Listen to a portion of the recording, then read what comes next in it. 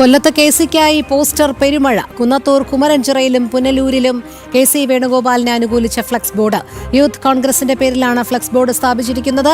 ഇതിന് മുകളിലായി 6 മാസത്തെ മുഖ്യമന്ത്രി എന്ന് പേപ്പറിൽ എഴുതി ഒട്ടിച്ചിട്ടുമുണ്ട്.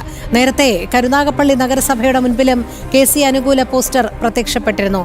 എം മനോജ് ചേരുന്നു. മനോജ്, പോസ്റ്റർ യുദ്ധം ഇങ്ങനെ കൂടുതൽ വരികയാണ്. കൊല്ലത്ത് കെ.സി. അനുകൂല ഫ്ലെക്സുകളും പോസ്റ്ററുകളുമാണ് ഇപ്പോൾ പ്രത്യക്ഷപ്പെട്ടിരിക്കുന്നത്, അല്ലേ?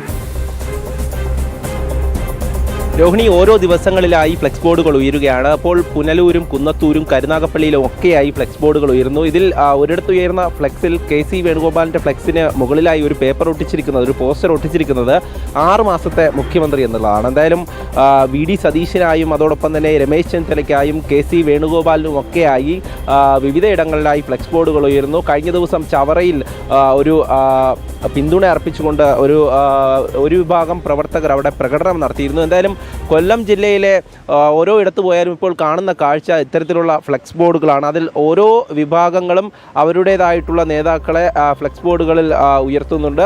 അതിന് വേണ്ട ക്യാപ്ഷൻസ്, അതായത് ഓരോ നേതാക്കൾക്കും വേണ്ട ക്യാപ്ഷൻസുമായി പ്രവർത്തകർ അങ്ങനെ തന്നെ ഇറങ്ങുകയാണ്. യൂത്ത് കോൺഗ്രസിൻ്റെ പേരിലും അതോടൊപ്പം KSUവിൻ്റെ പേരിലും അടക്കം ഫ്ലെക്സ് ബോർഡുകൾ ഉയരുന്നുണ്ട്. നേരത്തെ കരുനാഗപ്പള്ളി നഗരസഭയ്ക്ക് മുന്നിലാണെങ്കിൽ ഇപ്പോൾ പുനലൂരിലുള്ള ഫ്ലെക്സ് ബോർഡ്, ആ പുനലൂരിലുള്ള ഫ്ലെക്സ് ബോർഡിന് പുറത്താണ് ഇത്തരത്തിലുള്ള പോസ്റ്ററൊക്കെ ഉയർന്നിരിക്കുന്നത്. എന്തായാലും ഈ ഒരു മുഖ്യമന്ത്രി കസേരയ്ക്കായുള്ള പിടിവലി തുടരുമ്പോൾ തന്നെ ഇത്തരത്തിലുള്ള ഓരോരുത്തരുടെ അഭിപ്രായങ്ങളും ഈ വിഭാഗീയപരമായിട്ടുള്ള പ്രവർത്തനങ്ങളുമൊക്കെ ഇത്തരത്തിൽ പരസ്യമായി തന്നെ കാണുന്ന ഒരു സാഹചര്യമാണ്. എന്തായാലും കൊല്ലം ജില്ലയിലെ ഈ ചിന്നക്കടയിലാണ് കഴിഞ്ഞ ദിവസങ്ങളിലൊക്കെ ഇത്തരത്തിൽ രമേശ് ചെന്നിത്തലയുടെ ഒരു ഫ്ലെക്സ് ബോർഡ് ഉയർന്നത്. അതിനു പിന്നാലെയാണ് ഇപ്പോൾ വി.ഡി. സതീശൻ്റെയും കെ.സി. വേണുഗോപാലിൻ്റെയും ഒരു ഫ്ലെക്സ് ബോർഡുകൾ ഉയർന്നത്. എന്തായാലും മറ്റൊരു കാര്യം, ഇതിൽ ഓരോ സംഘടനകളും, അതായത് KSU ആവട്ടെ, യൂത്ത് കോൺഗ്രസ് ആവട്ടെ, അതോടൊപ്പം തന്നെ INTUC ആവട്ടെ, ഇവരൊക്കെ തന്നെ പല തരത്തിലുള്ള അഭിപ്രായ പ്രകടനങ്ങൾ നടത്തി തുടങ്ങിയിട്ടുണ്ട്. എന്തായാലും മുഖ്യമന്ത്രി വി.ഡി. സതീശനാവണം എന്ന് ഒരു വിഭാഗം പറയുമ്പോൾ കെ.സി. വേണുഗോപാൽ ആകണമെന്നുള്ളതാണ് മറ്റൊരു വിഭാഗത്തിൻ്റെ ആവശ്യം. ഇതിനിടയിൽ രമേശ് ചെന്നിത്തലയ്ക്കായും ഇത്തരത്തിലുള്ള പോസ്റ്റർ യുദ്ധം അത് കൊല്ലത്തെ വിവിധ ഇടങ്ങളിലായി നടക്കുന്നുണ്ട്. ഓരോരുത്തരും ആ ഫ്ലെക്സ് ബോർഡുകൾ ഉയർത്തുമ്പോൾ അതിന് വേണ്ട ക്യാപ്ഷൻസ്, പുതിയ ക്യാപ്ഷൻസുമായി എത്തുകയാണ്. എന്തായാലും നമ്മളോടൊപ്പം അല്പസമയത്തിനകം തന്നെ INTUCയുടെ സംസ്ഥാന പ്രസിഡൻ്റായിട്ടുള്ള R. ചന്ദ്രശേഖരൻ, അദ്ദേഹം കൂടെ ചേരും. അദ്ദേഹം നേരത്തെ തന്നെ ഈ ഒരു നിലപാടുമായി മുന്നോട്ട് വന്നിട്ടുണ്ട്. എന്തായാലും ഓരോ നേതാക്കൾക്കും ഇങ്ങനെ പിന്തുണ ലഭിക്കുമ്പോൾ, അതായത് ഈ പിന്തുണ നൽകുന്നത് ആർക്കാണ് എന്നുള്ള കാര്യം ചോദിക്കുമ്പോൾ പലരും ഒഴിഞ്ഞു മാറുന്ന ഒരു സാഹചര്യവും, പക്ഷേ ഈ ഉള്ളിൽ തന്നെ അഭിപ്രായം പറഞ്ഞ് പുറത്തു വന്ന് മറ്റു തരത്തിൽ അഭിപ്രായം പറയുന്ന നേതാക്കളെയൊക്കെ നമ്മൾ കണ്ടതാണ്. എന്തായാലും ഈ ഒരു സാഹചര്യത്തിൽ പോസ്റ്റർ യുദ്ധങ്ങളും അതുപോലൊപ്പം തന്നെ ഫ്ലെക്സ് യുദ്ധങ്ങളും ഒക്കെ ഇങ്ങനെ തുടർന്നു വരികയാണ്. കൊല്ലം ജില്ലയിൽ തന്നെ വിവിധ ഇടങ്ങളിൽ ഈ ഒരു ദൃശ്യം നമുക്ക് കാണാൻ സാധിക്കും. അതായത് ഉയർന്നു നിൽക്കുന്ന ഫ്ലെക്സ് ബോർഡുകൾ, അതിൽ ഓരോരുത്തരും ഇങ്ങനെ ഈ ക്യാപ്ഷൻസ് എഴുതി വച്ചിരിക്കുന്നതൊക്കെ നമുക്ക് കാണാൻ സാധിക്കും. എന്തായാലും ഈ നിമിഷം ഈ കൊല്ലം ജില്ലയിലെ ഇത്തരത്തിലുള്ള സംഭവങ്ങൾ ഓരോന്നോരോന്നായി തുടർന്നു വരുമ്പോഴും നേതാക്കൾ ഓരോ കാര്യം പറഞ്ഞ് ഒഴിഞ്ഞു മാറുന്ന ഒരു സാഹചര്യമുണ്ട്. എന്തായാലും ഞാൻ നേരത്തെ സൂചിപ്പിച്ചിരുന്നു, ഓരോ സംഘടനകൾ, അതായത് യൂത്ത് കോൺഗ്രസ് ആവട്ടെ, KSU ആവട്ടെ, അതോടൊപ്പം തന്നെ INTUC ആവട്ടെ,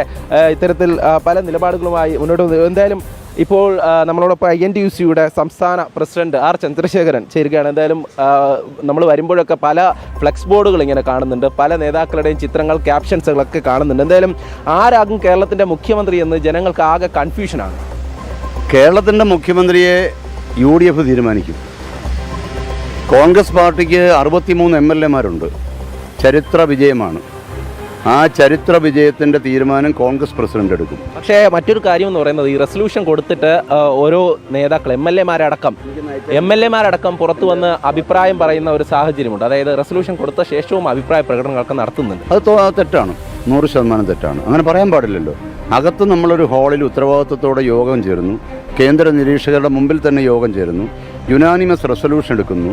അത് കോൺഗ്രസ് പ്രസിഡന്റ്, പാർലമെൻ്ററി പാർട്ടി ലീഡറെ തീരുമാനിക്കട്ടെ എന്ന് റെസൊല്യൂഷൻ ഒപ്പിട്ട് കൊടുത്തവർ പുറത്തു വന്ന് വേറെ ഒരു അഭിപ്രായം പറയാൻ പാടില്ല. That is against the organisation structure.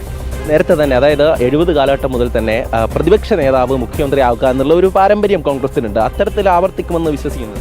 അല്ല, അത് ഞാനതിൻ്റെ ഒരു പാരമ്പര്യം കേരളത്തിലെ ജനങ്ങൾക്ക് ഓർമ്മപ്പെടുത്താനാണ് ഞാനതൊക്കെ എക്സ്പ്ലെയിൻ ചെയ്യുന്നത്. അപ്പോൾ Congress party has got every right to declare their nominee who should be the chief minister of Kerala. അതിനുള്ള സ്വാതന്ത്ര്യം അവർക്കുണ്ട്. ഒരു ടീം UDFന്റെ പ്രവർത്തനം ജനങ്ങൾ UDFന്റെ പ്രവർത്തനമാണ് ജനങ്ങൾ സ്വീകരിച്ചത്. അതനുസരിച്ച് ടീം UDF എന്നുള്ള നിലയിൽ UDF കക്ഷികളും കോൺഗ്രസും കൂടി തീരുമാനിച്ചൊരു നേതാവിനെ തിരഞ്ഞെടുക്കും. ടീം UDFനെ നയിച്ച ഒരാളാകും മുഖ്യമന്ത്രി എന്നുള്ള ഒരു പ്രതീക്ഷ. ടീം UDF എന്ന് പറയുമ്പോൾ അത് പ്രഖ്യാപിക്കുന്ന ആരാണ്? ടീം UDFന്റെ നേതാവാണ്. സ്വാഭാവികമായിട്ടും ആ ഒരു ടീമിലുള്ള എല്ലാവരോടും കൂടി ആലോചിച്ചൊരു തീരുമാനം എടുക്കണം. ഇത്ര പറഞ്ഞു. തീർച്ചയായും. എന്തായാലും ഇത്തരത്തിൽ ഫ്ലെക്സ് ബോർഡുകളൊക്കെ കാണുമ്പോൾ പോലും അതിലൊക്കെ അഭിപ്രായ പ്രകടനം നടത്തുന്നത്, അതായത് റെസൊല്യൂഷൻ നൽകിയ ശേഷം പുറത്തു വന്ന അഭിപ്രായം പറയുന്നത് തെറ്റാണെന്നാണ് അദ്ദേഹം സൂചിപ്പിക്കുന്നത്. എന്തായാലും ഈ വാക്കുകളിലൂടെയൊക്കെ തന്നെ നമുക്ക് മനസ്സിലാക്കാൻ സാധിക്കും. അതായത് കേരളത്തിലെ ടീം UDFനെ നയിച്ചത് പ്രതിപക്ഷ നേതാവാണ്, VD സതീശനാണ് എന്നുള്ള ഒരു പരോക്ഷമായിട്ടുള്ള കാര്യമുണ്ട്. അതുകൊണ്ട് തന്നെ അത്തരത്തിലൊരു പിന്തുണയും കൂടെ നമുക്ക് അദ്ദേഹത്തിൻ്റെ വാക്കുകളിൽ നിന്ന് നമുക്ക് അറിയാൻ സാധിക്കുന്നുണ്ട്. എന്തായാലും ഇങ്ങനെ ഓരോ നേതാക്കൾക്കായി പിന്തുണ അർപ്പിച്ചുകൊണ്ട് ഇത്തരത്തിലുള്ള പരസ്യ പ്രകടനങ്ങളൊക്കെ തുടർന്ന് വരുന്ന സാഹചര്യമാണ്. ജനങ്ങളും ആകെ കൺഫ്യൂഷനിൽ തന്നെയാണ്. ശരി, മനോജാണ് വിവരങ്ങൾ നൽകിയത്.